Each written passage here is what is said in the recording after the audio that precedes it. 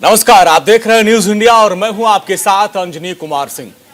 UP के जंग में सारे दांव पेच आजमाए जा रहे हैं क्योंकि युद्ध सियासी है, तो इसलिए रोज नए नए दांव देखने को मिल रहे हैं। और इस लड़ाई में अब जातीय जनगणना का कार्ड भी खेला गया है और ये दांव किसी और नहीं बल्कि समाजवादी पार्टी के मुखिया अखिलेश यादव ने चला है। उन्होंने कहा कि सरकार बनी तो 3 महीने के अंदर वो यूपी में जातीय जनगणना कराएंगे।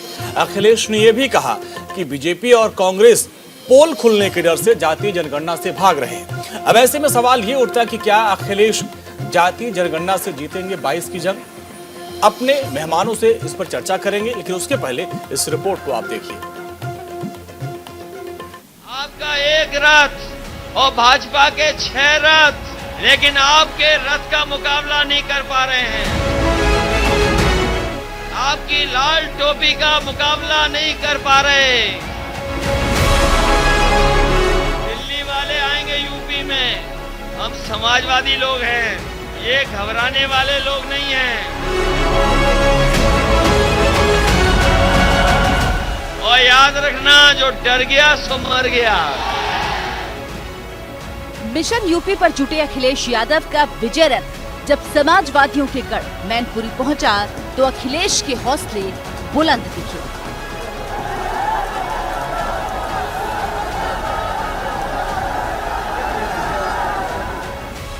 मैनपुरी समाजवादी पार्टी के संरक्षक मुलायम सिंह यादव का संसदीय क्षेत्र है, जहां अखिलेश का इस्तकबाल करने के लिए जन सैलाब उमड़ पड़ा।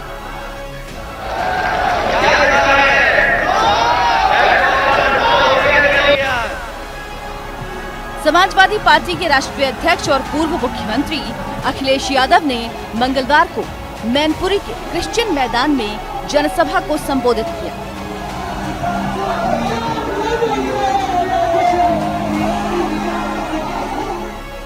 इस दौरान अखिलेश यादव ने मुख्यमंत्री योगी और बीजेपी सरकार पर प्रहार किया। समाजवादी पार्टी नेताओं पर आईटी रेड को लेकर अखिलेश ने सरकार पर वार किया। लखीमपुर हिंसा पर अखिलेश यादव ने योगी सरकार पर हमला किया और यूपी सरकार की बुलडोजर वाली नीति पर सवाल किया। अखिलेश ने योगी सरकार से सवाल किया कि सरकार के बुलडोजर का मुंह कब लखीमपुर खीरी की तरफ होगा। और जहां बुलडोजर चलाना चाहिए वहां बुलडोजर नहीं चल रहा। कोई सोच सकता था कि लखीमपुर में किसान आंदोलन करेंगे और किसानों के ऊपर जीप चला देंगे, जीप से कुचल देंगे। किसानों की हत्या हुई। अगर जीप चलाने से किसानों की हत्या में किसी की साजिश थी तो भारतीय जनता पार्टी के गृह राज्य मंत्री उन पर सवाल खड़े हुए हैं। अगर बुलडोजर चलना चाहिए तो लखीमपुर में कब बुलडोजर चलेगा, ये सरकार बताए। लखीमपुर में बुलडोजर नहीं चला रही सरकार, और इसलिए नहीं चल रहा है क्योंकि आज उत्तर प्रदेश में सबसे ज्यादा माफिया अपराधी अगर किसी के दल में है तो भारतीय जनता पार्टी के दल में है। 12 अक्टूबर को समाजवादी विजय रथ यात्रा की शुरुआत हुई थी, जिसके जरिए अखिलेश उत्तर प्रदेश की कुल 403 विधानसभाओं को कवर करने का प्लान तैयार किए हुए, जिसके जरिए अखिलेश यादव ने उत्तर प्रदेश की कुल 403 विधानसभाओं को कवर करने का प्लान तैयार किया है। अखिलेश के विजय रथ अभियान के 7 चरण पूरे हो चुके हैं और अखिलेश का समाजवादी विजय रथ 8वें चरण में प्रवेश कर चुका है। Bureau report, news India.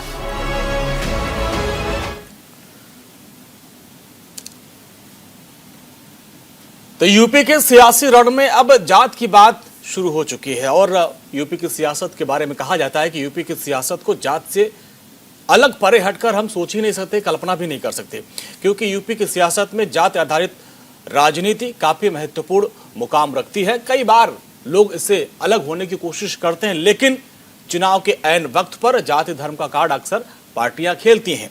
अब अखिलेश यादव ने अपना फेवरेट कार्ड यानी ओबीसी और जातिगत जनगणना का कार्ड खेल दिया है।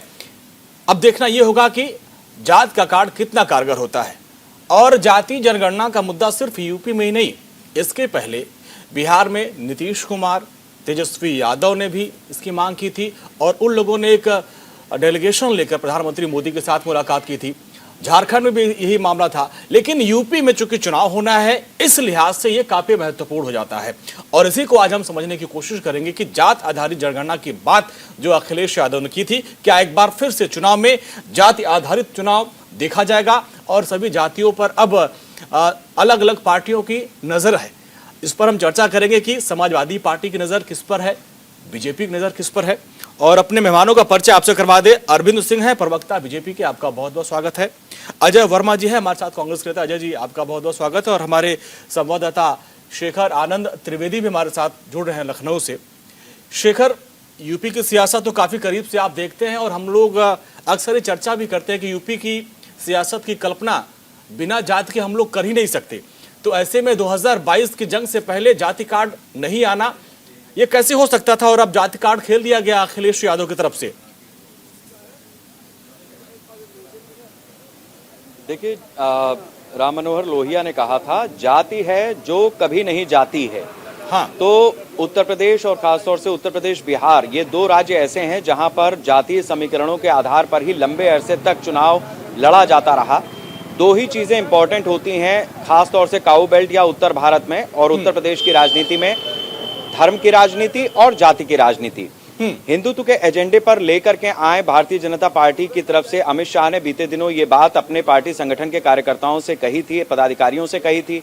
और उसके बाद चाहे वो काशी विश्वनाथ कॉरिडोर धाम का उद्घाटन हो, चाहे प्रयागराज में रैली हो, कुंभ का आयोजन हो, चाहे अयोध्या में बन रहे राम मंदिर का निर्माण हो, तो ऐसे तमाम मुद्दे हैं जो हिंदू धर्म को एकजुट बांधे रखने के लिए जरूरी हो जाते हैं। ये ध्यान रखने वाली बात है कि 2014 में जब अमित शाह को कमान मिली थी लोकसभा चुनाव की 13 में, उत्तर प्रदेश में जब वो प्रभारी बनाए गए थे, उस समय पे उन्होंने जो छोटी छोटी जातियां थी, राजभर थे, कुर्मी, कोरी, इन तमाम लोगों को, मतलब ओबीसी में उन्होंने यादव को छोड़ा था और जो SC ST हैं उसमें जाटव समाज को छोड़ा था, बाकी सबको अपने साथ इंटैक्ट किया था। वो जो फॉर्मूला था वो 2014 में भी चला, 17 में भी चला और 19 के लोकसभा चुनाव में भी चला। अब 90 के दशक में जब राम मंदिर आंदोलन हुआ तो उसमें हुआ ये कि हिंदू एकजुट नहीं हुआ बल्कि मुस्लिम समाज एकजुट हुआ और वो एक साथ एक तरफ वोट करने लगा, जबकि हिंदुआना बटा हुआ था। 14 के बाद ये स्थिति बदली और उसके बाद जो जातीय समीकरण थे वो ध्वस्त हो गए। तो अब विपक्षी दलों के लिए सबसे बड़ी चुनौती यही है कि किस तरीके से अलग अलग जो बहुसंख्यक हैं, जो हिंदू समाज है, उसको वापस खांचों में बांटा जाए। और अगर वो खांचों में बढ़ जाता है तो जातीय आधार पर प्लस मुस्लिम वोट बैंक, ये जब मिल करके एक जगह पे पड़ेगा तो इसमें कोई दो राय नहीं है कि जो समीकरण है वो बदलते हैं। देखिए, इससे पहले ये एक्सपेरिमेंट बिहार में हुआ है। जो लालू यादव के बेटे तेजस्वी यादव, उन्होंने ये एक्सपेरिमेंट किया और वहां पर उनको काफी सफलता भी मिली। पश्चिम बंगाल की भी स्थिति कुछ ऐसी ही थी, वहां पर भी मुस्लिम वोट बैंक एक तरफा पड़ा और जो बाकी कैडर बेस्ड चूंकि पार्टी थी वो TMC, तो वो वोट पड़ा। लेकिन वहां पर यह भी ध्यान रखना होगा कि बीजेपी ने अपना ग्राफ बढ़ाया भी था, 70-75 तक वो पहुंच गए थे। अब 22 की जंग में जातीय जनगणना का कार्ड, शेखर, 22 की जंग में जातीय जनगणना का कार्ड जो अखिलेश यादव ने खेला है कि अगर उनकी सरकार बनी तो 3 महीने में जातीय जनगणना करवाएंगे, इसका कितना फायदा उनको मिल सकता है? देखिए, एक मैसेज छोड़ने वाली बात रहती है। हम सबको पता है कि जो जनगणना है, जो जनगणना का आधार है, वो केंद्र की तरफ से होता है, हर 10 साल पर होता है। 2011 में हुआ था, फिर 2021 में उसका ड्यू था, लेकिन कोविड का पीरियड चल रहा था, इसलिए 2020 में वो प्रक्रिया शुरू नहीं हो पाई। अब राज्य सरकार अपनी तरफ से अगर जातीय जनगणना कराती भी है तो उसका किस तरीके से पैमाना रखेगी, किस तरीके से वो चीजों को लेकर के आगे बढ़ेगी, ये अपने आप में बहुत सारे, चलिए इन पैमानों को हम समझने की कोशिश करेंगे। शेखर, जो बाकी मेहमान हमारे साथ जुड़ गए हैं, अरविंद सिंह जी प्रवक्ता बीजेपी के हैं, मनोज यादव जी समाजवादी पार्टी के प्रवक्ता। मनोज भाई, बहुत बहुत स्वागत है आपका। और अजय जी हमारे साथ लगातार बने हुए हैं। अब मनोज जी, सबसे पहले आपके पास ही आएंगे। क्या तमाम जो विकास की बात आप लोग करते थे, लेकिन ले दे के एक बार फिर से यूपी की सियासत में जाति की का मुद्दा एक बार फिर से आ गया। जातिगत जनगणना की बात कर रहे हैं आप लोग कि 3 महीने में हम जातिगत जनगणना करवा देंगे, जबकि केंद्र सरकार कह रही कि नहीं, अभी हम जाति आधारित जनगणना नहीं करेंगे, SC और ST की जनगणना होगी, OBC और सवर्णों बाकी जातियों की जनगणना नहीं होगी। तो आप कैसे इसको करेंगे? क्या एक मास्टर स्ट्रोक है आपका? नहीं, निश्चित तौर पर देश अस्तित्व के रूप में काम करता हुआ मुद्दा है। अच्छा। और उसके पीछे कोई मतलब हल्की फुल्की बात नहीं। अच्छा। निषाद, सारी जातियों को अमित शाह चाणक्य ने सबको जोड़ लिया था सबको। तो जोड़ा, 3-3 बार चुनाव जीता, सत्ता बनाई, माल काटा, माल कमाया, मलाई खाई, पूरे देश में कार्यालय बनवा लिए। हाँ। सबकी 50,000 से इनकम 50 लाख करोड़ हो गई। लेकिन पिछड़ों को क्या मिला? क्या उनके अधिकार मिले? क्या अगर निषाद समाज के लोगों ने कहा कि हमको हमारा आरक्षण दे दो एससी में, तो क्या गृह मंत्री के मुंह से ये बात निकली कि नहीं हम दे रहे? 3 चुनाव जिता चुके तो अब लॉलीपॉप के रूप में बता रहे कि चौथा चुनाव जिताइए तब हम आपके बारे में सोचेंगे। तो ये मुद्दा बड़ा है। और इसके विपरीत एक दूसरी बात, जो बीजेपी की राजनीति का अहम मुद्दा है, वो कहती है कि यादवों ने सारे पिछड़ों का हक ले लिया, जाटों ने दलितों का हक ले लिया, फिर अगर सरकार कोई बनाता है तो कहते हैं कि मुसलमानों ने हिंदुओं का हक ले लिया। तो ये जो बात है वो क्लियर हो जानी चाहिए। तो जाति जनगणना वाला जो कार्ड है सर, जाति जनगणना का आधार क्या बनेगा? क्योंकि केंद्र सरकार तो मना कर रही है, क्या आप अलग से जाति जनगणना कराएंगे, अपने खर्च पे कराएंगे, आपकी सरकार बनेगी तो क्या रहेगा फॉर्मूला का, या फिर ऐसे ही हवा में तीर छोड़ दिया आपने? देखिए, उत्तर प्रदेश में जाति जनगणना कराने में मुझे नहीं लगता है कि बहुत देर लगेगा। अच्छा, बहुत छोटा सा टाइम है, बहुत छोटा सा टाइम है। वो सारे आंकड़े लगभग सरकारों के पास हैं, वो आधार के हिसाब से हैं। हाँ।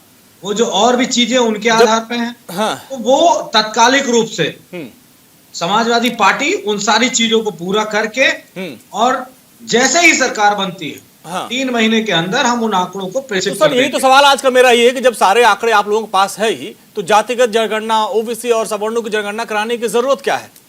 वो सरकार के पास है, हमारे पास नहीं है। अच्छा, आपके पास नहीं है। अच्छा जी, सरकार के पास ठीक है। अरविंद जी, हमारे पास कोई ये जो आंकड़े हैं वो मनोज जी के पास यानी समाजवादी पार्टी के पास नहीं है, ये आरजेडी के पास नहीं, इसलिए लोग चाहते हैं कि जातिगत जनगणना कराई जाए। तो क्या जातिगत जनगणना का मुद्दा इस बार यूपी चुनाव में हावी रहेगा? क्योंकि आपकी तरफ से केंद्रीय गृह राज्य मंत्री नित्यानंद राय ने साफ साफ कर दिया है कि भाई सिर्फ SC/ST की जनगणना होगी, बाकी जातियों की नहीं। देखिए अंजनी जी, एक तो मैं आपको बधाई देता हूं, आपने बहुत अच्छे शब्द का प्रयोग किया इस डिबेट में कि जातीय जनगणना को लेकर एक चुनावी कार्ड खेलने की कोशिश की जा रही है। ये बात बिल्कुल सही है कि जब चुनाव नजदीक आए हैं तो समाजवादी पार्टी को जाति आधार पे जनगणना याद आ रही है। मैं पूछना चाहता हूं, 2 बार उत्तर प्रदेश के आदरणीय मुलायम सिंह जी मुख्यमंत्री रहे और 1 बार अखिलेश यादव जी मुख्यमंत्री रहे हैं, तब इनको जातीय जनगणना की याद क्यों नहीं आई? और एक और उदाहरण देना चाहूंगा आपको, इस देश का संसद गवाह है, 2009 में पार्लियामेंट के अंदर वीरप्पा मोइली ने मांग किया कि जाति आधार पे जनगणना होनी चाहिए।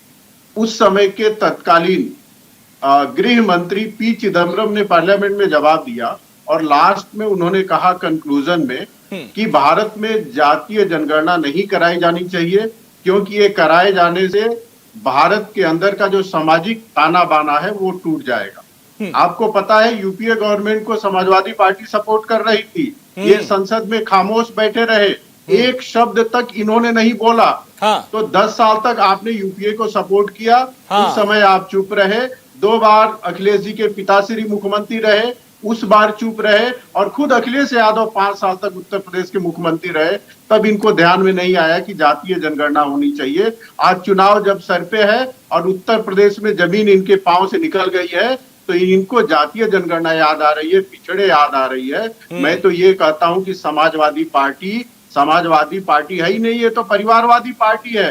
जब सत्ता में ये थी तो इन्हीं के परिवार के 15-15, 20-20 लोग क्रम से, चाहे सत्ता हो या पार्टी हो, शीर्ष पदों पे थे। और एग्जाम्पल सामने है, चाहे आदरणीय मुलायम सिंह यादव हो, चाहे अखिलेश यादव जी हो, चाहे प्रोफेसर राम गोपाल यादव हो, चाहे शिवपाल यादव जी रहे हो, चाहे डिम्पल यादव जी रही हो, या अर्पणा यादव जी रही हो, या धर्मेंद्र यादव जी रहे हो। और आपके टीवी पे आज जो प्रवक्ता है वो मनोज यादव मिलते हैं। तो पिछड़ों और अति पिछड़ों की बात करने वाली सपा को अपना परिवार और कुछ बड़े यादव छोड़ के और कोई चेहरा मिलता ही नहीं है।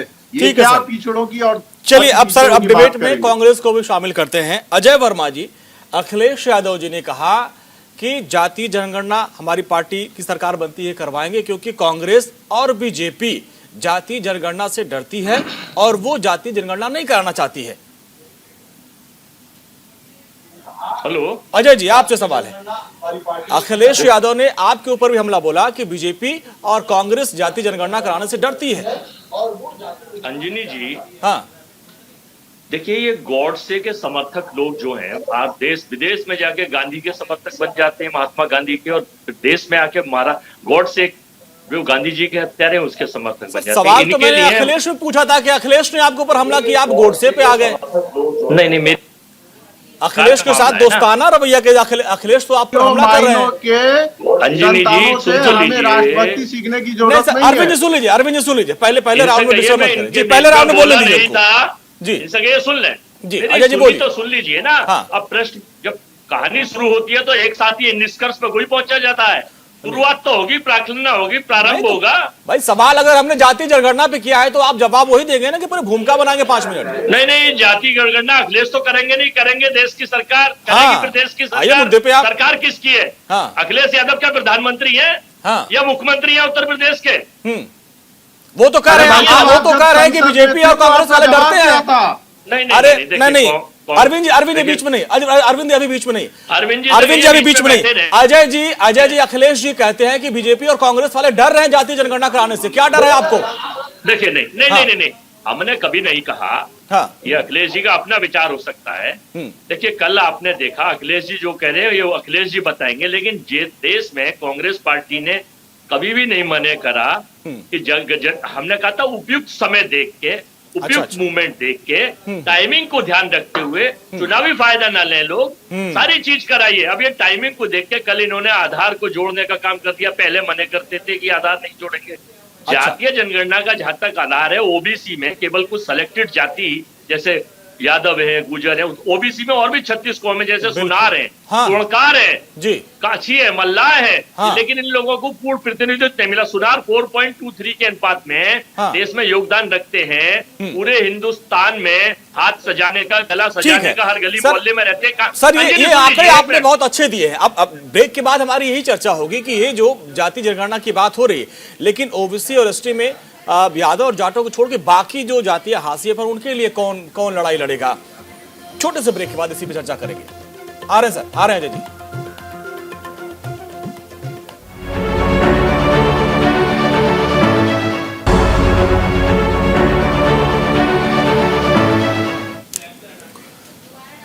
ब्रेक के बाद एक बार फिर से आपका स्वागत है। यूपी की सियासत में मंडल कमीशन के बाद उसके कार्ड के तौर पर कमंडल की यात्रा निकाली गई थी और इसके बाद से समाजवादी पार्टी, मायावती, बीएसपी, तमाम जो ऐसे क्षेत्रीय नेता थे उनका उदय हुआ और उन लोगों ने यूपी की राजनीति में अपनी मजबूत पकड़ बनाई थी।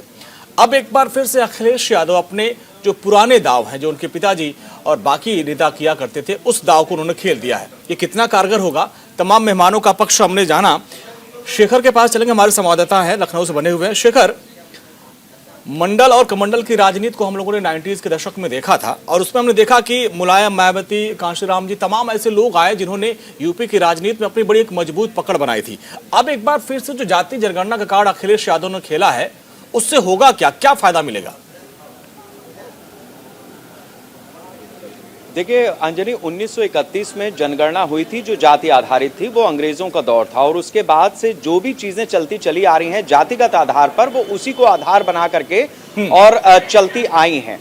आरक्षण की भी जो व्यवस्था हमारे देश में लागू की गई थी उसमें भी यही था कि 10 साल के लिए था। बाद में अलग अलग सरकारों ने उसको एक्सटेंड किया है। तो ये था कि जो समाज के लोग पिछड़े हुए हैं या जिनको उन्नति का मौका नहीं मिला, उनको हम आरक्षण के जरिए ऊपर ले आएंगे। जब मंडल आया तो उसके बाद जो क्षेत्रीय इकाइयां थी, खासतौर से जो SC, ST और OBC में जो क्षेत्रीय नेता थे, उनको उभार मिला। लोगों ने जाति सेंट्रिक होकर के वोट देना शुरू किया, अपनी जातियों की सरकार बन जाए इसके लिए प्रयास किया। ये आज भी है। जैसे ओम प्रकाश राजभर बहुत छोटा सा एक इलाका कैटर करते हैं, इसी तरीके से कहीं पर सुनार हैं, कहीं पर लोहार हैं, बहुत छोटे छोटे इलाके कैटर करते हैं, लेकिन उनकी अपनी पकड़ है। तो ये जब बड़े दलों के साथ में मिल जाते हैं, मान लीजिए सपा, बसपा, बीजेपी, कांग्रेस, किसी के साथ में भी, तो इनके विधायक जीत जाते हैं। फिर ये होता है कि नहीं, हमारा विधायक देखो है, हम कोरी समाज से हैं तो हमारा भी विधायक, हम उससे बात कह सकते हैं। इस तरीके की चीजें चलती हैं। लेकिन हकीकत यह है कि सरकारी जॉब्स भी चाहे वो राज्य हो या केंद्र हो वो सीमित है। फिर चाहे राज्य हो या केंद्र हो, पूरे देश में कितनी भर्तियां हैं जो पेंडिंग पड़ी हुई हैं, उस चीज पे नहीं आता। अभी बीजेपी ने नारा दिया सबका साथ सबका विश्वास, तो उनकी अच्छा फिर कौशल विकास और तमाम चीजें, तो लोग रोजगार में आए, मतलब केवल नौकरी न ढूंढे पढ़ाई लिखाई करके रोजगार में आए, इसके लिए उसने ये किया। तो अभी एक माहौल उस तरीके से बना, तो केवल धर्म की राजनीति की बात नहीं है, जो रोजगार की बात है वो यहां से भी कैटर होना शुरू होती है। तो उसमें अब सवाल ये उठता है कि जातिगत जनगणना करा करके आप करने क्या वाले हैं।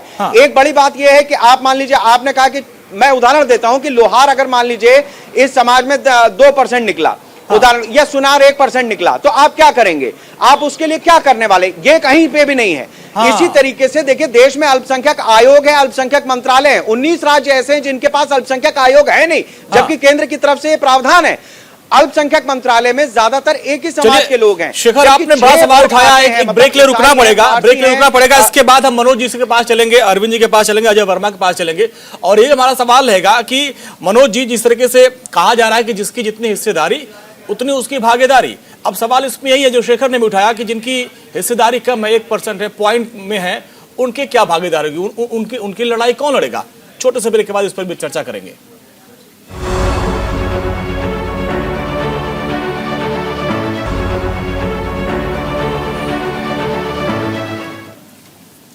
ब्रेक के बाद एक बार फिर से आपका स्वागत है। यूपी में चुनाव से पहले एक बार फिर से जातिगत जनगणना की बात हो रही है। जातिगत जनगणना को आप ऐसे भी समझ सकते हैं कि अगर जातिगत जनगणना की बात होगी तो आरक्षण की बात होगी। और सिर्फ अभी यूपी में नहीं, ये फॉर्मूला बिहार में हिट रहा है। आपको याद होगा जब बीजेपी से जेडीयू अलग हो गई थी और आरजेडी के साथ मिलकर चुनाव वो लोग लड़ रहे थे, उस वक्त मोहन भागवत ने एक बयान दे दिया था कि आरक्षण की समीक्षा होनी चाहिए। लालू ने इस मुद्दे को पकड़ लिया और उसके बाद जो उनकी पार्टी बिहार में अपना अस्तित्व खो चुकी थी, एक बार फिर से वो सत्ता में वापसी कर गई और नीतीश कुमार के साथ उसने सरकार बनाई थी। नीतीश कुमार और तेजस्वी ने एक डेलीगेशन के साथ प्रधानमंत्री मोदी से मुलाकात की थी और कहा था कि जातीय जनगणना कराई जाए, और उधर झारखंड में भी यही मांग है। तो यूपी में ही नहीं, बिहार में भी जातीय जनगणना की लगातार मांग उठती रही है। राष्ट्रीय जनता दल के सुप्रीमो लालू यादव ने एक बार फिर से कहा कि बीजेपी को जातीय जनगणना करानी होगी। जातीय जनगणना बहुत निहायत जरूरी है इस देश में, और जनगणना नहीं होने की वजह से चाहे सेंट्रल गवर्नमेंट हो या स्टेट गवर्नमेंट हो, बिल्कुल दिशाहीन होकर के बजट बना रही है और काम कर रही है, जिससे बैकबेंचर और पीछे होते जा रहे हैं। शोषक लोग आगे बढ़ रहे हैं। जातीय जनगणना किसी जाति के खिलाफ नहीं है। हमारा दल, राष्ट्रीय जनता दल, इस स्पष्ट हमारा मत है कि जातीय जनगणना में विलंब नहीं करना चाहिए, इसके लिए शुरू करना चाहिए सरकार को, आनाकानी नहीं करना। जैसे मंडल कमीशन की लड़ाई हम लोग लड़े, उसी तरह से जातीय जनगणना को लागू करने के लिए हम लोग को संघर्ष करना पड़ेगा। तो मैसेज साफ है, जैसे मंडल कमीशन की लड़ाई लड़ी गई थी वैसे जातीय जनगणना की लड़ाई लड़ी जाएगी। और बिहार में तेजस्वी और नीतीश कुमार लड़ रहे हैं। अब यूपी में क्या चुनाव में बड़ा मुद्दा बनेगा, क्योंकि बिहार के कई क्षेत्रीय पार्टियां यूपी में चुनाव लड़ने की कोशिश में है, तैयारी में है। ऐसे में अरविंद जी, जातीय जनगणना कितना बड़ा मुद्दा होगा, और जातीय जनगणना की मांग सारी पार्टियां कर रही हैं, तो केंद्र सरकार को आपको इसमें दिक्कत क्या है, अड़चने क्या है, जरा क्लियर करें आप। देखिए, केंद्र सरकार को कोई अड़चन नहीं है। मैं एक चीज आपसे पूछना चाहता हूं। मैं अजय वर्मा जी को सुन रहा था, कांग्रेस के प्रवक्ता बैठे हैं, जो वकालत कर रहे थे। जब इनकी सरकार पिछले 70 वर्षों से शासन में रही है, तब इनको ध्यान नहीं आया। पार्लियामेंट के अंदर इनका क्लियर कट स्टैंड है कि नहीं लागू होना चाहिए, और मनोज यादव जी की पार्टी की मुंह में दही जमा हुआ था, ये कुछ बोल नहीं पा रहे थे उस समय, आज चुनाव देकर बयान दे रहे हैं। रह गई आपके सवाल की बात, तो इसका जवाब मैं ये दूंगा कि जातीय जनगणना को चुनावी चश्मे से नहीं देखा जाना चाहिए। अच्छा, ये एक गंभीर विषय है। इसको सोच समझ के सभी से विचार विमर्श करके, जो सरकार से बाहर है, विशेषज्ञों से भी राय करके, सबसे राय करके सामूहिक निर्णय के द्वारा इस बिंदु पर पहुंचा जाना चाहिए कि किस प्रकार से कैसे इसको लागू किया जाए। दूसरी बात मैं ये कहूंगा, जब पिछड़ों और अति पिछड़ों के विकास की बात होती है, तो देखिए, नरेंद्र मोदी सरकार पहली सरकार है जिसने पिछड़ा आयोग को कानूनी मान्यता दिया है। इस देश में 70-75 सालों में पिछड़ा आयोग कानूनी रूप से था ही नहीं, और केंद्र में पहली बार 27 मंत्री पिछड़े नहीं तो अति पिछड़े वर्ग से आते हैं। हाँ। जो भारत के इतिहास में कभी ऐसा नहीं हुआ है। तो भारतीय जनता पार्टी की चलिए सरकार सर, केवल चुनावी जातिगत जनगणना पे कांग्रेस का रुख समझ लेते हैं, कांग्रेस का रुख समझ लेते हैं। अजय जी देखिए, चाहे समाजवादी पार्टी हो चाहे बीजेपी, वो ये कह रहे कि जब आपकी यूपी की सरकार थी तब तो आपने जातिगत जनगणना पे कुछ नहीं किया, अब आप कह रहे हैं भाई जातिगत जनगणना होनी चाहिए। सरकार कहे भाई जातिगत जनगणना कोई चुनावी मुद्दा नहीं, इसको बैठकर मिलकर समझ पर इसको विचार करना चाहिए। देखिए अंजनी जी, मैं अभी शेखर जी को सुन रहा था, बड़े पुराने और सीनियर जर्नलिस्ट हैं, एंकर हैं, और ये गृह चाल है कि बहुत बड़े उस पर नहीं पहुंच पाए, लेकिन पहुंचेंगे। मैं जानता हूं, कई डिबेटों में मेरी इनसे मुलाकात कई चैनलों पे रही है। मैं उनको बड़े गौर से सुन रहा था, बहुत सारी चीजें कही। जातीय जनगणना का जो आधार है, जब उत्तर प्रदेश में आपको याद हो सपा और बसपा की सरकार थी तो जातिवाद का इस कदर वो फैल गया था, उन्माद फैल गया था।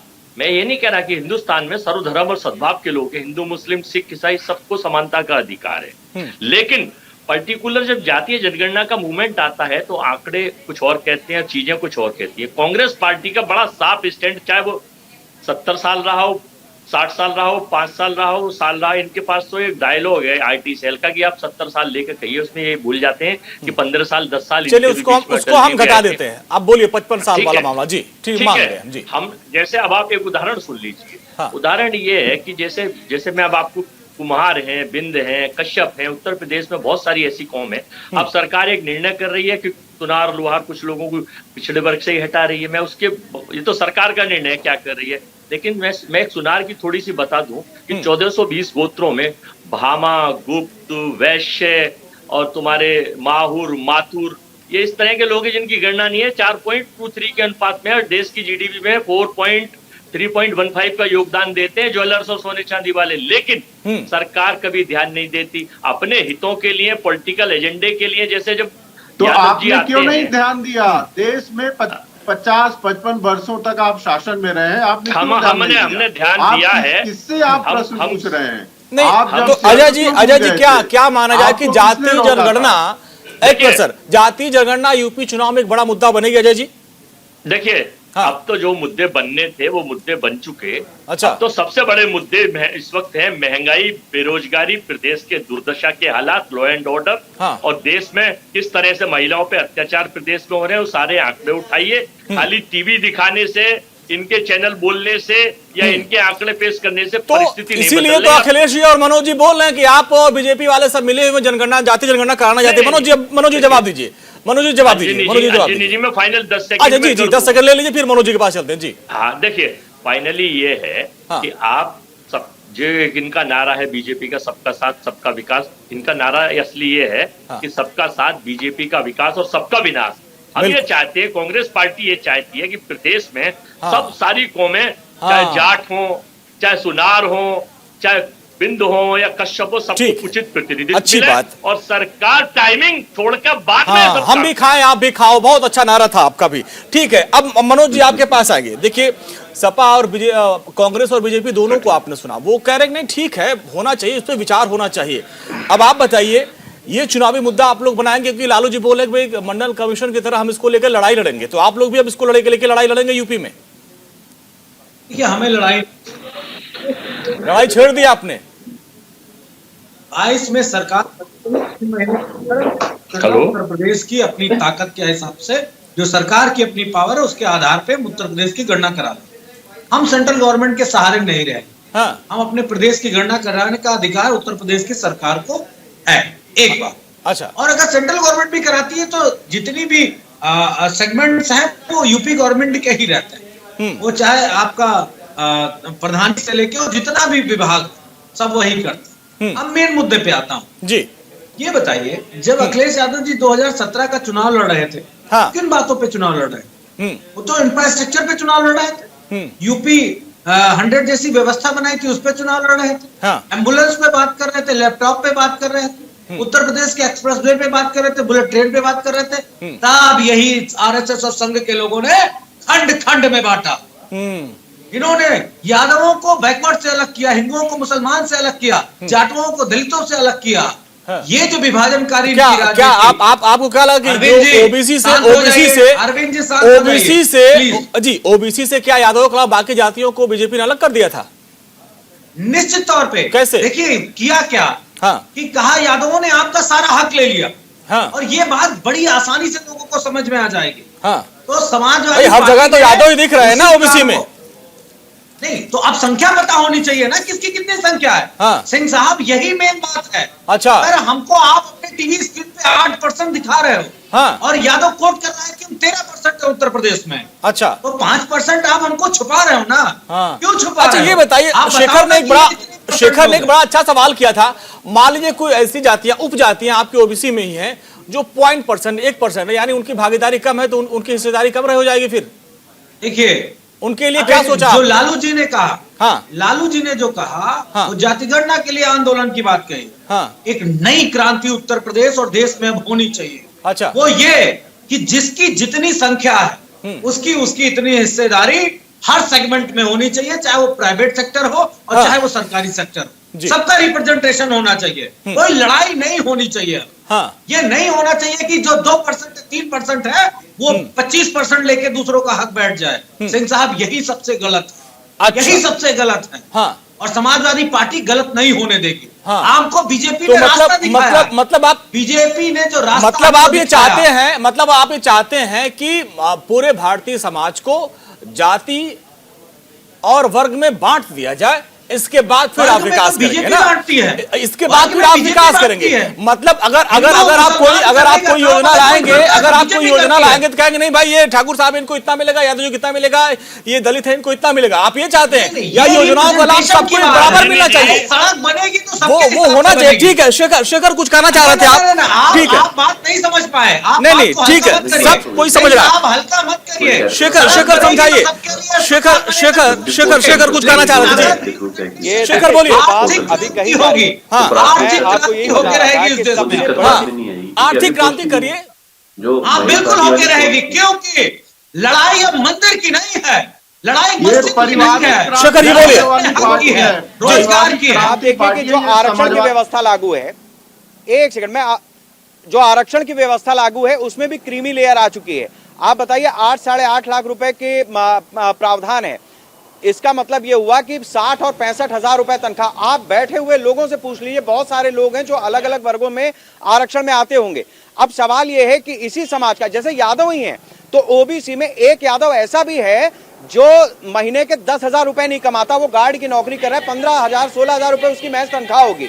वहीं दूसरी तरफ ऐसे भी लोग हैं जो 8.5 लाख रुपए छोड़िए 8-8 करोड़ रुपए के आसामी। तो सवाल यह है कि उनको आरक्षण तो मिल रहा है, आप किसी तरीके से आरक्षण में भी आपने कैटेगराइजेशन नहीं किया, इस वजह से ये दिक्कत है। आप बताइए, मुलायम सिंह यादव यादव परिवार चाहे यूपी का हो चाहे बिहार का हो, ये कहां से आरक्षण में आते हैं?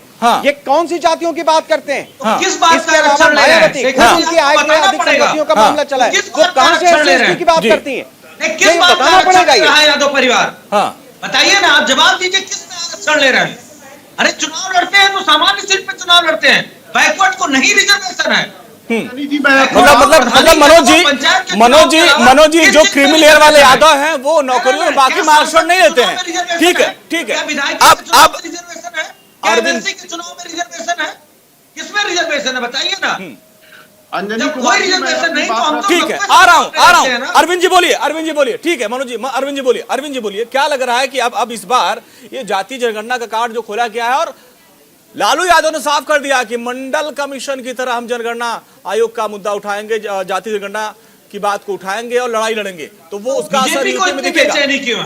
ठीक है, बोलिए अरविंद जी बोलिए। मैं अपने मित्र मनोज यादव जी के बात को बहुत ध्यान से सुन रहा था। अंजनी जी, मतलब एक शर्म का भी एक सीमा होता है। बेशर्मी की हद है, बेशर्मी की हद है। जो पार्टी सत्ता में थी, अभी ये नारा दे रहे थे कि जिसकी जितनी संख्या उतनी भागीदारी। जब आप सत्ता में होते हो तो एक परिवार छोड़ के और यादव छोड़ के कोई आपको ध्यान नहीं आता है। आप क्रम से ले लीजिए, मुलायम सिंह यादव से लेकर और बड़ा यादव तक, प्रोफेसर राम गोपाल यादव से लेकर शिवपाल यादव तक, धर्मेंद्र यादव से लेकर और पूरे यादव परिवार, तो जिसकी जितनी संख्या उसकी भागीदारी कहाँ दिया आपने? केवल यादवों को, पिछड़ों के नाम पर केवल यादव को और वही एक परिवार के यादव को, उन्हीं को सत्ता में भागीदारी मिली। मैं पूछना चाहता हूँ, आज आप किस मुंह से पिछड़ों के उत्थान की बात कर रहे थे जब आप सत्ता में थे? अरे मनोज जी, आप यहाँ भी अखिलेश और मुलायम के अलावा कोई और मुख्यमंत्री बन सकता है, कल्पना कर सकते हैं। अरे ठीक है, अरविंद जी बहुत अच्छा मुद्दा उठाया इन्होंने, अरविंद जी बहुत अच्छा मुद्दा उठाया, मनोज भाई ने बहुत अच्छा मुद्दा उठाया है। मनोज जी, क्या समाजवादी पार्टी के बाकी कार्यकर्ता कल्पना कर सकते हैं कि मुलायम सिंह यादव और अखिलेश यादव के अलावा और भी कोई समाजवादी पार्टी में अध्यक्ष और मुख्यमंत्री बन सकता है? कौन बन सकता है? कौन बन सकता है? कौन बन सकता है? इतिहास बता दीजिए, इतिहास बता दीजिए कि यादव परिवार के अलावा और कौन जो है आज यहाँ रहा है पद पे? आप इंतजार करिए, कितना इंतजार करें, कितना इंतजार करें? 90 से हम देख रहे हैं, 90 से देख रहे हैं। जब आप लोग विपक्ष में होते हैं तो इंतजार करिए। पिछड़ों को रिप्रेजेंटेशन देगी, मुखिया से लेके गांव के प्रधान से लेके यूपी के मुखिया तक सभी लोग एक ही परिवार के लोग थे। हाँ, नहीं, ठीक है, बीजेपी। चलिए अजय जी आपके पास आएंगे, ठीक है। उत्तराखंड में ठाकुर, उत्तर प्रदेश में ठाकुर, ठीक है। जहाँ देखो वहाँ अब यही तो बात है ना, यही तो बात है। चुनाव के वक्त में जब आप विपक्ष में रहते हैं, तो सारी बातें आपको याद आती है, सत्ता में रहते हैं तो आपको याद नहीं आती है। अजय जी आपके पास, ठीक है, अजय जी हमारे साथ हैं, ठीक है, अजय जी के पास आते हैं। अजय जी देखिए, अजय जी बहस काफी तीखी हो गई है। अब आपको क्या लगता है कि समाजवादी पार्टी एक बार फिर से अपने MY समीकरण पे आएगी? क्योंकि उसी एम पर आपकी भी निगाहें हैं, उसी एम पर समाजवादी पार्टी की भी निगाहें हैं, उसी एम पर मायावती बहन की भी निगाहें हैं। अब क्या लगता है कि MY समीकरण के जरिए ही समाजवादी पार्टी चुनाव जीतेगी? अंजनी सिंह जी देखिए, देश की सरकार के मुखिया देश को बांटने का काम कर रहे हैं और ये प्रदेश को बांटने की बात करने आ गए हैं। हाँ। तो ये बांटने का विभाजन देश में 136 करोड़ लोगों का नहीं चलेगा। हाँ। 136 करोड़ लोग एक बार आ रहे अरविंद जी बीच में ना बोले, थोड़ा सुन ले। बोलिए जी बोलिए। हाँ, ये बांटने वाले की जो राजनीति है इसे बंद कर दीजिए। हाँ। लोग अच्छी तरह समझ चुके हैं, लोगों को पेट भरने के लिए अन्न चाहिए, रोटी चाहिए, महंगाई खत्म करिए, पेट्रोल डीजल घटाइए, कोयला घटाइए, फिर देश में गेहूं के रेट सही करिए और महंगाई का उच्चतम स्तर जातिगत जनगणना पे समर्थन करेंगे आप? उच्चतम स्तर है इसे करिए। सर, ये जो जातिगत जनगणना की बात यूपी की सियासत में आई, आप उसका समर्थन करेंगे? जातीय मूवमेंट को देखिए, चाहे वो किसी भी क्षेत्र में हो, हाँ। जनगणना हो या और आधार हो, जातीय आधार पर प्रदेश के लोग, प्रदेश की जनता 24 करोड़ लोग खारिज कर देंगे। हाँ। इनका एजेंडा दोनों सरकार का नहीं चलना चलेगा। एक नागनाथ है तो एक सापनाथ है। ठीक है, मनोज भाई जवाब दीजिए। एक नाम अंजनी जी मैं जवाब दे दूं। जी, हम पिछड़ों का हक, दलितों का हक, अल्पसंख्यकों का हक, इन सब के साथ जो बेईमानी की गई है, जो उनका वोट लेके और ताकत दिया गया है 10% सवर्णों को, बिना किसी जनगणना के 10% सवर्णों को आरक्षण दे दिया गया। इस बात को ध्यान में रखते हुए समाजवादी पार्टी जाति जनगणना कराएगी। तो आप सरकार आएगी तो सवर्णों का आरक्षण खत्म कर देगी? सवर्णों की संख्या क्या सर? सवर्णों की संख्या अगर 20% है गरीबों की, तो उनको आरक्षण 20% भी मिलना चाहिए। अच्छा, मैं बिल्कुल इस बात का विरोध नहीं करता, लेकिन अजय जी कह रहे हैं एक नागनाथ है एक सांपनाथ है, मानी बीजेपी और सपा सब एक ही थाली चट्टे बट्टे बोल रहे हैं। अजय जी, हम कांग्रेस पे कोई सवाल नहीं करते, हम सवाल उस पे करते हैं जिसपे ताकत हो, हम उस पे नहीं सवाल करते जिसपे कोई अजय जी थोड़ा रिएक्शन, इसके बाद हम चलेंगे अरविंद जी के पास। आपके पास कोई ताकत है ना, आप झूठे ही कूद रहे हैं इसी मैदान में? देखिए, ये सब टेम्परेरी चीजें हैं। सत्ता परिवर्तन होती रहती है, आती रहती है, जाती रहती है। हम लोगों ने बहुत साल सत्ता करी है, प्रदेश में भी और देश में भी। इनको जो विचार है, इन्हें जो आग उगल रहे हैं, इन्हें उगलने दीजिए। देश की सरकार तो आधार पहले 70% था, घट के 32% रह गया है। और इस 5 चुनावों में 5 स्टेट इनसे चले जाएंगे। ठीक है, प्रदेश को तो हम बाद में देख लेंगे। ठीक है अरविंद जी, एक नागनाथ है एक सांपनाथ है, कांग्रेस ने आप पर और समाजवादी पार्टी पर हमला कर दिया। अंजनी जी, केंद्र में समाजवादी पार्टी कांग्रेस को सपोर्ट करती रही है और कांग्रेस उत्तर प्रदेश में समाजवादी पार्टी को सपोर्ट करती रही है। जनता जानती है कि एक यही इन्हीं में से एक नागनाथ है और एक साफनाथ है जो एक दूसरे को सपोर्ट करते रहे हैं। अब मैं अजय जी जो कर रहे थे बांटने वाली बात, मैं उस पर आता हूँ। इस देश को किसी ने बांटा है तो कांग्रेस ने इस देश का बंटवारा धर्म के आधार पर स्वीकार किया, हिंदू मुस्लिम के आधार पर इसने देश का बंटवारा स्वीकार किया हो, तो क्या नैतिक अधिकार है इस तरह का आरोप दूसरे पे लगाने का? अरे दुनिया जानती है कि कांग्रेस 70 सालों से जातियों के आधार पर और संप्रदाय के आधार पर लोगों को लड़ाती रही है और आपस में बांटती रही है। मैं मनोज जी के इस बात से सहमत हूँ कि उत्तर प्रदेश में कांग्रेस न 3 में है न 13 में है। कांग्रेस का उत्तर प्रदेश में कोई राजनीतिक जनाधार नहीं है। चलिए ठीक है मनोज जी आपको ठीक है मनोज जी ठाकुरों से आपको बड़ी आपत्ति है, ठीक है मनोज जी ठाकुरों को बड़ी आपत्ति है। और हमने यही देखा है कि मुखिया जी, आपके मुखिया जी राजा भैया धनंजय सिंह किस तरीके से वकालत करते थे। आज आपको राजपूतों से चिढ़ हो गई है। नहीं आपने बोल दिया आपको राजपूतों से बड़ी चिढ़ हो गई है, ठीक है शेखर हाँ नहीं आपने बोल दिया, आपने बोला है। मुझे लगता है कि अब आप राजा भैया धनंजय सिंह और बाकी जो राजपूत कैंडिडेट उनको टिकट नहीं देंगे, आप राजपूतों को टिकट नहीं देंगे, ठीक है राजा भैया नहीं ठीक है। आप राजपूतों को टिकट नहीं देंगे, इसका मतलब 22 में, फिर 22 में मान जाए, 22 में मान लें कि राजपूतों को टिकट नहीं देंगे। अंजनी जी समाजवादी पार्टी के लिए अपना परिवार को बताना चाहिए, ठीक है हम फाइनल कमेंट समाजवादी पार्टी परिवारवादी पार्टी है। इस परिवारवादी पार्टी को अपने परिवार और यादव वर्ग के अलावा किसी की चिंता नहीं है। ये जब सत्ता में आएंगे तो फिर परिवार का यादव समुदाय ये दोनों हावी होगा। इसके अलावा परिवार से कभी चिंता करेंगे, इसके लिए तो परिवार ही इनको परिवार का ही भला करना है। मनोज जी एक बार फिर से आप चेहरा बना मगरा में यूपी को बांटेंगे, ठीक है शेखर जी पिछड़ों को हक कोई बात नहीं, शेखर के पास चलते हैं। शेखर यहाँ देखिए एक पार्टियां एक दूसरे को कह रहे हैं कि ये नागनाथ है, ये सांपनाथ है। यूपी की सियासत में एक दूसरे पर हर कोई प्रचार कर रहा है, कौन नागनाथ है कौन सांपनाथ है। लड़ाई बड़ी चर्चा बड़ी दिलचस्प हो रही है। यूपी की सियासत में जात के कार्ड खेलने के बाद आप देख लीजिए सभी जाति आपका भी ठीक है जो आ रहे हैं। शेखर है हमारे साथ क्या? शेखर हमारे साथ है क्या? हाँ मैं बता रहा हूँ आपको अंजनी, जिस तरीके से जातीय जनगणना को लेकर के बात चल रही है, जातीय जनगणना को लेकर जिस तरह से बात चली है, सबसे बड़ी बात समझिए आप, नागनाथ कहिए सांपनाथ कहिए, वो पार्टियां हैं, राजनीति में लैंग्वेज का स्तर नीचे गया है, वो अपनी जगह पे। बड़ी बात यह है कि 50-55 साल कांग्रेस सत्ता में रही, देश आज जहां खड़ा है वो एक पार्टी की बदौलत नहीं है, कांग्रेस ने भी विकास किया। इसके बाद मान लीजिए भारतीय जनता पार्टी की सरकार आती है, भारतीय जनता पार्टी की सरकार में भी विकास हुआ। अखिलेश यादव मुख्यमंत्री थे, अखिलेश यादव के समय पर भी विकास हुआ, चाहे वो आगरा एक्सप्रेसवे हो, लखनऊ मेट्रो, ऐसे तमाम योजनाएं हैं, तमाम डीपीआर बने जिसपे आगे सरकारों ने काम किया। मायावती का कैंडिडेट नहीं है, लेकिन यहाँ मायावती ने जो डीपीआर तैयार किए थे, यमुना एक्सप्रेसवे, बहुत सारा विकास का काम, उसका भी विकास का योगदान रहा है। हर सरकार ने अपनी तरह से विकास का काम किया है। बड़ी बात यह है कि विकास की बट्टी घिस घिस करके राजनीतिक दलों ने अपनी कचूमर निकाल ली, लेकिन हिंदुस्तान की जनता, उत्तर प्रदेश की जनता जातिगत अजगर से निकलने को तैयार है क्या? शेखर अभी मनोज जी ने एक बहुत बड़ी बात कही, तो किसके लिए किया था? शेखर लोगों के लिए। हाँ शेखर मनोज ने एक बहुत बड़ी बात कही कि 2017 का चुनाव अखिलेश यादव ने काम बोलता है के आधार पे लड़ा था, लेकिन जनता ने उनको नकार दिया। क्या यही मजबूरी एक बार फिर से जात का कार्ड खेलना पड़ेगा? क्योंकि यूपी की जो जनता भी है उसको यही पसंद है कि हमारी जात का सांसद, हमारी जात का विधायक है। अंजनी, ये बहुत बड़ी दुख की बात है कि उत्तर प्रदेश की जनता ये नहीं समझती। अखिलेश यादव ने यादवों को, हो सकता है 10 रुपए में से आपने 6 रुपए यादव को दे दी, लेकिन 1-1 रुपया बाकी लोगों में भी बांटा, ऐसा नहीं है।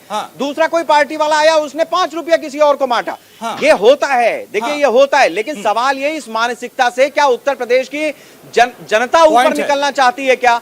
देश आज जहां खड़ा है वहां एक पार्टी का योगदान नहीं है। बड़ी चीज ये है कि कोई नागनाथ कह ले, कोई सांपनाथ कह ले, लेकिन ये जातिगत मानसिकता में निकलने का प्रयास हर राजनीतिक दल ने किया। मनोज जी बैठे, मेरी इनसे जब बात होती थी अखिलेश यादव के दौर में, ये बताते थे कि शेखर भाई हम इतना विकास कर रहे हैं, लेकिन विकास के नाम पे वोट मिलेगा क्या? आज भी बीजेपी लगातार कह रही है सबका भरोसा, सबका विश्वास वगैरह वगैरह। ठीक है, कांग्रेस कांग्रेस लगातार ये बात कहती रही है कि हम जातियों की जनगणना कराएं ना कराएं, हम सबके लिए काम करते हैं, ये बात कहते हैं, लेकिन जनता का क्या करेंगे? आखिर में वोट उसी को देना है और राजनीतिक दलों के लिए चर्चा करेंगे, इसी पे चर्चा करें। मनोज जी, बहुत बड़ी बात कह दी आपने कि भाई 2017 में अखिलेश यादव ने तमाम जो विकास कार्य किए उसके नाम पर चुनाव लड़ने गए थे, लेकिन हुआ क्या? जनता ने नकार दिया। क्या आपको लगता है कि यूपी में ये मजबूरी हो गई कि जात की राजनीति किया जाए? मनोज भाई, देखिए अंजनी जी, समाजवादी पार्टी को 2017 में लग रहा था कि जो डेवलपमेंट के मानक समाजवादी पार्टी ने तय किए हैं, बीजेपी डबल इंजन की बुलेट ट्रेन की स्पीड की सरकार से उन मानकों को पार करेगी। लेकिन वो आरएसएस परिवार जो है उसने विखंडन किया पूरे प्रदेश में। जो मैंने अभी फार्मूला बताया कि पहले हिंदू को मुसलमान से बांटा, यादवों को बैकवर्ड से बांटा, जाटों को दलितों से बांटा। तो ये जो राजनीति हुई, इससे भी समाजवादी पार्टी को कोई दिक्कत नहीं थी। लेकिन जब देखा कि सरकार बना ली, डबल इंजन की सरकार बना ली, स्पीड भैंसा गाड़ी की थी, स्पीड नहीं थी उस सरकार। चलिए यही हमारा सवाल है, क्या यूपी समाजवादी पार्टी जात की बात करना, धर्म की बात करना, ये मजबूरी हो गई है क्या? क्योंकि अखिलेश यादव ने और आप लोग लगातार विकास के मुद्दे पे बात करते हैं, लेकिन जनता ने उनको नकार दिया था, तो क्या मजबूरी है जात की बात करना? देखिए, मैं मनोज भाई आपसे रिक्वेस्ट करूंगा, आप बीच में मत बोलिएगा। सर, हमारे पास सिर्फ 10 सेकंड है, बहुत 10 सेकंड। आप जब अभी बोले तो मैंने नहीं बोला। देखिए, हुआ क्या है कि वास्तविकता यह है, आज मनोज जी ने सार्वजनिक रूप से स्वीकार भी कर लिया कि समाजवादी पार्टी को विकास के आधार पे चुनाव लड़ने से कोई फायदा नजर नहीं आ रहा है, इसलिए जातिगत कार्ड खेल रहे हैं। इस सच्चाई को हिम्मत से तो लड़के दिखाओ। आपको बहुत स्वागत करते हैं। बहुत अच्छी बात कही मनोज भाई। चूंकि हमारे पास समय इतना ही है, हमारे पास समय इतना ही है। बहुत बहुत शुक्रिया, बहुत बहुत शुक्रिया आपका, बहुत बहुत शुक्रिया। चलिए मनोज भाई, जाते जाते आपने हिम्मत तो दिखाई कि विकास के नाम पे चुनाव लड़ो, लेकिन आपने भी तो जाते जाते आपने भी तो वही कर दिया। पूरे साल आपने माहौल बनाया कि ये मुद्दे वो मुद्दे, लेकिन आखिर में आकर आपने भी जात की बात कर दी। बहुत बहुत शुक्रिया। ये यूपी की सियासत की मजबूरी है कि विकास के नाम पर यहाँ पर वोट कम मिलता है, मजबूरी में जाति की बात नेताओं को करनी पड़ती है, और जात की सियासत करेंगे तो यूपी की जनता को क्या मिलेगा वो आप खुद अच्छे से समझते हैं। नमस्कार।